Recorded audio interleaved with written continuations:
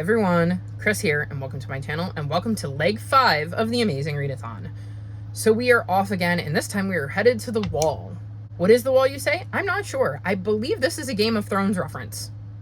And the only reason I think that is because in Bree's video, she used the phrase winter is coming, and winter is coming is an AEW event that I believe people were referencing Game of Thrones around when we used the phrase winter is coming. So this is going to be another leg where I have absolutely no idea what's going on, like in the world of Game of Thrones. I don't need to for the leg, but it's just another reference I don't quite get. But the prompt, I do understand how it relates to the wall and winter is coming, because we need to read a book with like a winter setting, a winter cover, a chilling cover, which could be cold or it could be spooky. And I was going to read Gustav Gloom and the Inn of Shadows. I think that's what it's called. It's the last Gustav Gloom book. But I decided that this would be a perfect time to use one of my power-up cards. So we had 5 power-up cards, and 2 of them allowed us to swap out a book, and we don't need to complete the prompt. We can just read whatever book we want. So I think I'm going to read Hollowpox, The Hunt for Morrigan Crow. I may end up reading Gustav Gloom in this video as well, just to finish off the series, because I did plan to do that and I have no reason to not read that book. But I think the book I'm going to submit for this prompt is actually this one. I'm like 32 pages in, so I should be able to finish this hopefully relatively quickly. It's a reread. I'm enjoying my reread, and it is 543 pages, so that is a lot more than the like 250. So that is a lot more than the 250 I would be able to log for Gustav Gloom. So that is the plan. I have a ton of sightseeing planned because one of the prompts is banned books, and I spent a good hour and a half today looking through banned book lists to see what was on my TBR that had been on a banned or challenged books list. So I have a plan for that as well. And yeah, we'll see what I can get up to. Maybe, hang on. I can work a little bit more on this because I do still have one more replace a book prompt, and this could be another good one to use. So we'll see what I get up to, and I will check back in with you and, well, hopefully tomorrow, and give you a giant update because I finished Hollowpox and some of my banned books.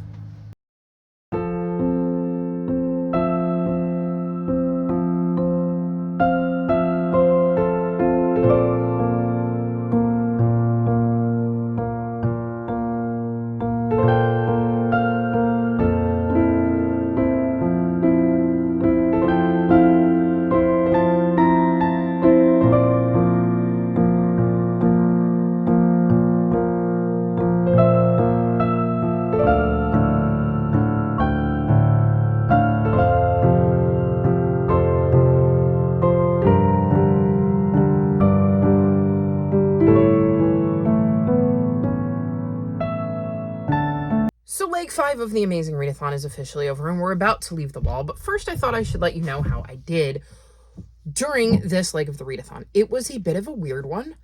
The heat has been on because the weather is weird, and it's mid-June, and the heat is on, and my allergies are kicking my butt. Just absolutely whomping me. So I didn't read as much as I hoped I was going to read. I did not do any books for Face Off. I just did not have the brain capacity to like roll and then get a random prompt and figure out what I wanted to read for it. So I mainly just focused on reading for the leg and doing some sightseeing. So the prompt for this one was to read a book with a chilling cover or like wintry setting / cover.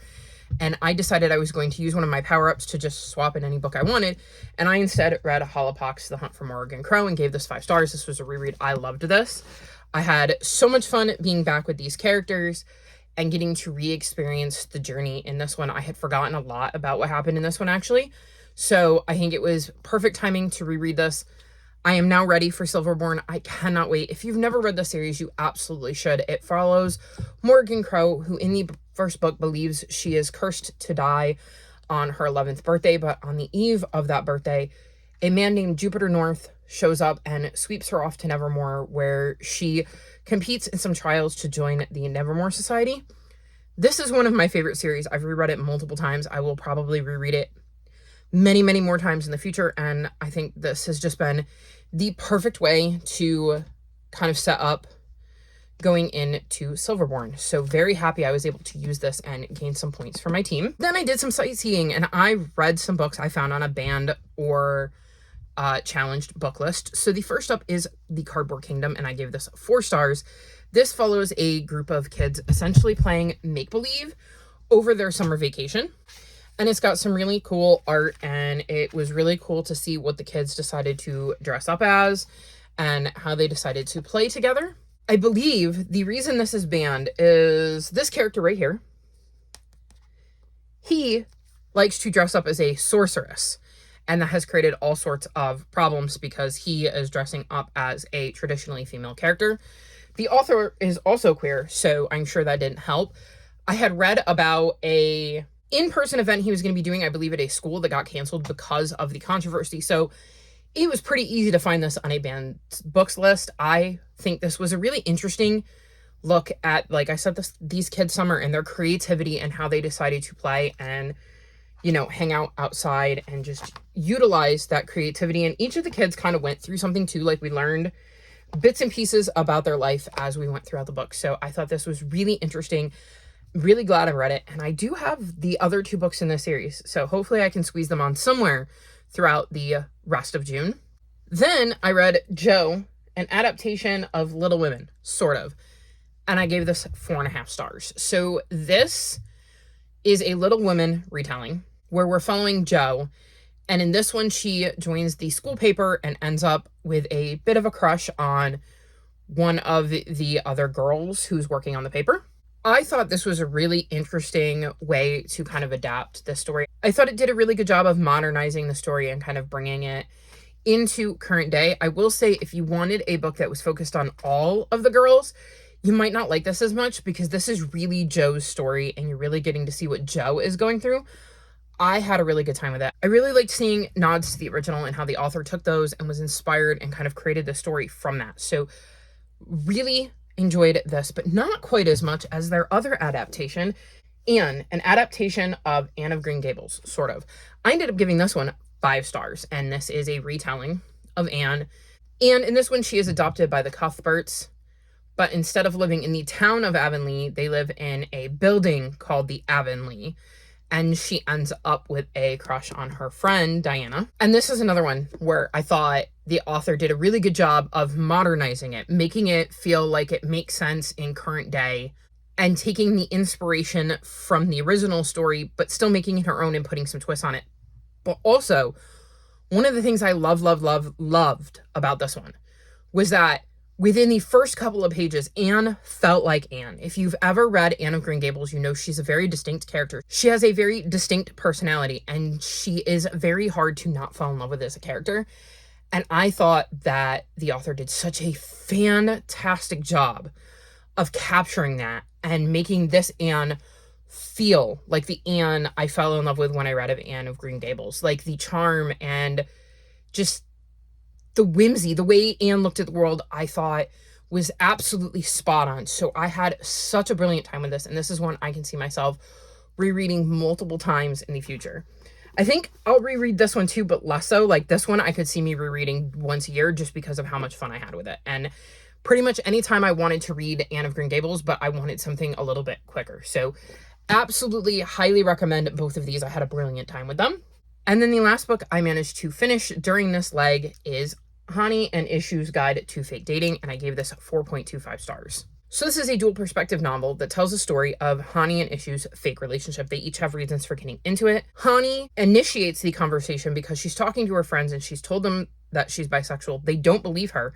So she tells them, well, I definitely am. I'm dating Ishu.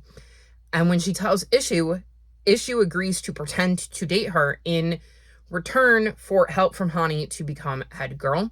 I thought this was a really interesting read. It was a lot heavier than I thought it was going to be because both Hani and Ishu are dealing with a lot and we get to see a lot of heavier topics.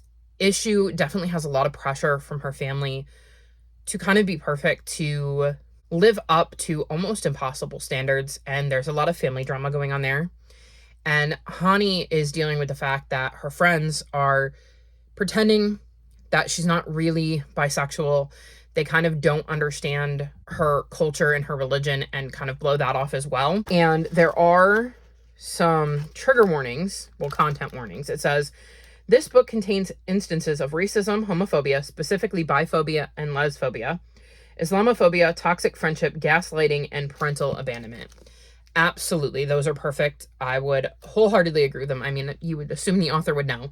I think they are definitely present. So you can see that this isn't a light, fluffy, hey, we're going to pretend to date to get what we want, and in the meantime, develop real feelings, cutesy sort of book. Though that's not to say there aren't cute moments. There were definitely some moments I really enjoyed in this that didn't have all of that pressure and didn't have the heavier topics, but I thought it did a really good job of making it feel very real, and I could see this truly happening and the girls' relationship developing in the way that it did. So I had a really, really good time with this. This is the second book I have read by this author, and I'm already planning on reading more because I've enjoyed both of them quite a lot, and I want to read more in the future because these are YA romances that tend to have more going on than something that's just cute and fluffy, and I like having that little bit extra to make it feel less like a cute, fluffy romance and more like a real, live, not a Hallmark movie kind of thing, which is interesting because I really do love the Hallmark movie kind of vibes with the romance, but